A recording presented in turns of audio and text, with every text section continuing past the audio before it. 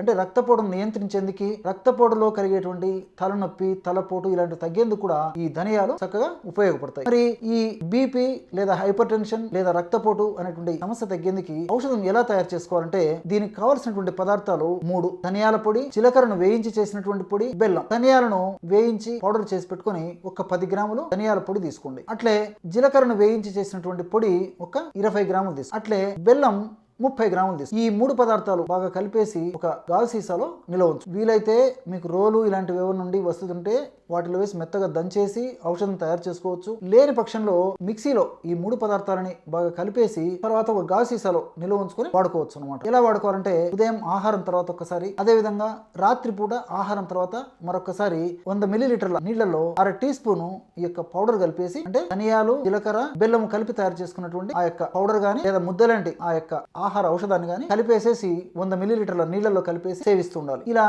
రోజు ఉదయం ఆహారం తర్వాత ఒకసారి, రాత్రి పడుకునేటప్పుడు లేదా రాత్రి ఆహారం తర్వాత అయిన తర్వాత కూడా సేవించవచ్చు. ఎలాగైనా పర్వాలేదు. ఉదయం ఆహారం తర్వాత, రాత్రి ఆహారం తర్వాత లేదా పడుకునేటప్పుడు ఇదే పద్ధతిలో ఈ యొక్క ఔషధాన్ని వాడుకోవడం వల్ల త్వరలోనే రక్తపోటు నియంత్రణలోకి వస్తుందన్నమాట.